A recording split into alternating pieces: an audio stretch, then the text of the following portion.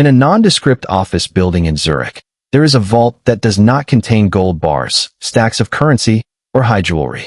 Instead, it houses thousands of identical glass vials filled with a clear liquid worth more than its weight in flawless diamonds.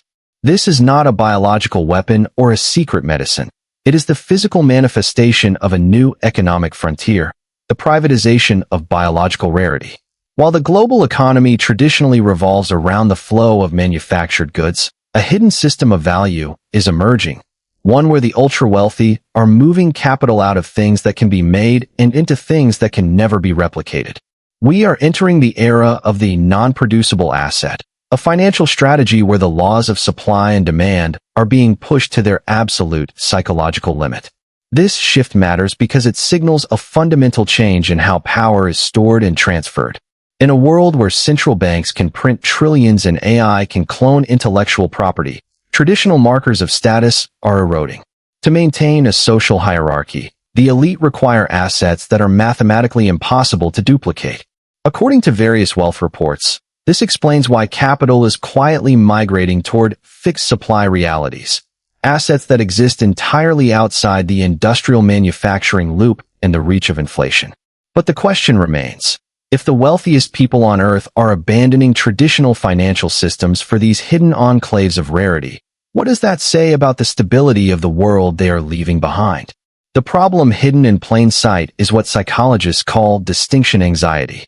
In an age of infinite digital replication, the billionaire class faces a unique paradox. When everyone can own a high-quality version of a luxury item, the item loses its primary function as a signal of elite status.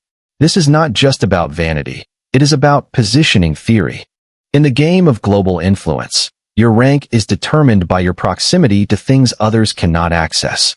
As technology closes the gap between the ultra-luxury and the mass market, the elite are forced to dig deeper into the physical and historical foundations of the world to find value that cannot be copied. Why is this happening now? Because we have reached a point of peak replication. When a 3D printer can recreate a complex structure and a digital file can be copied perfectly, quality is no longer a barrier to entry. Consequently, the value of the original is skyrocketing not because it functions better, but because its history is a non-producible event. This pursuit of the unclonable has created a shadow market where the assets are invisible to the public and the transactions happen in total silence. It is a world where you don't just buy a product, you buy a piece of reality that no one else is allowed to inhabit. To understand where this is going, we must look at where it began. Historical parallels can be found in the Enclosure Acts of 18th century England, where common land was fenced off for private use. Back then, the elite captured the means of agricultural production. Today, they are enclosing the biological and historical commons. Consider the ghost vineyards of Burgundy.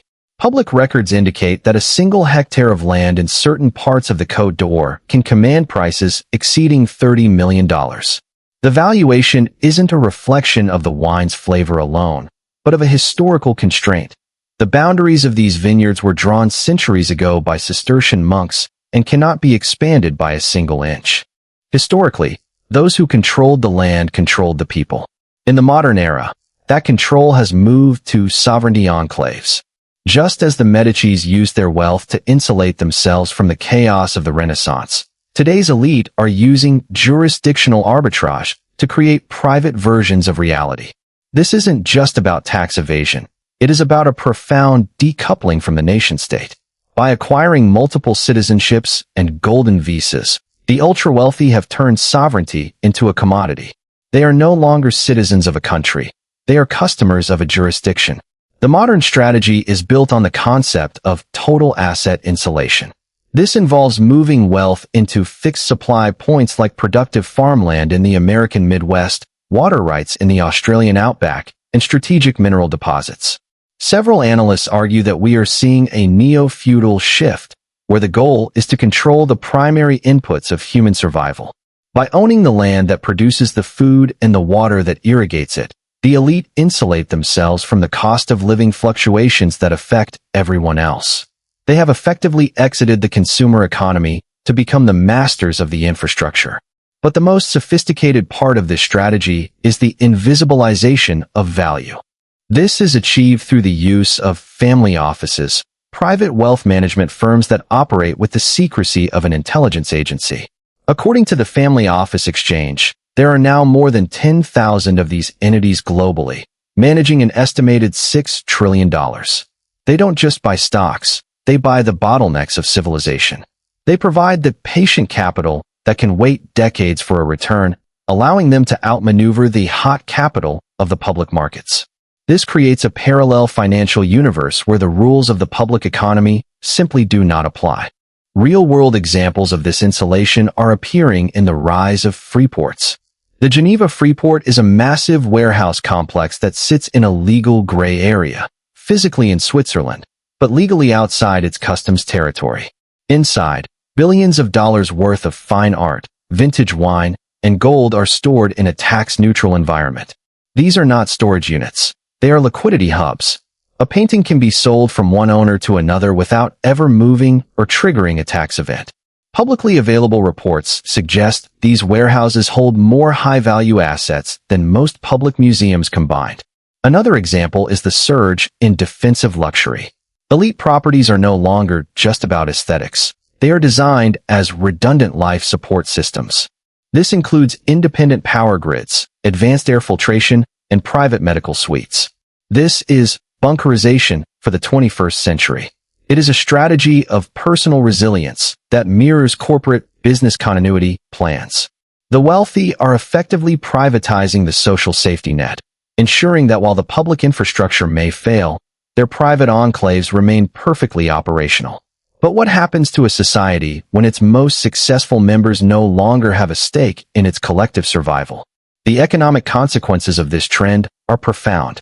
As capital moves into these high-security, low-tax enclaves, the traditional commons, public schools, roads, and healthcare face a funding crisis. This creates a divergence loop.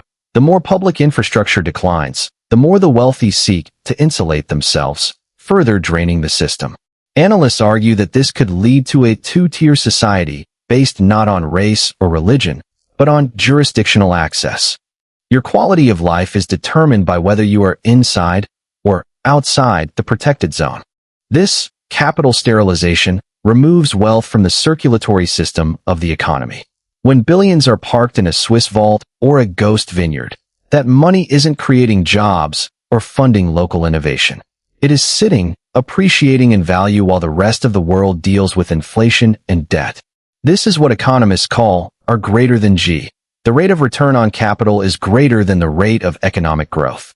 Over time, this leads to an extreme concentration of wealth that naturally flows toward the top, regardless of individual productivity or merit. Looking toward the future, the implications are even more transformative. We are moving from nation-states to network states.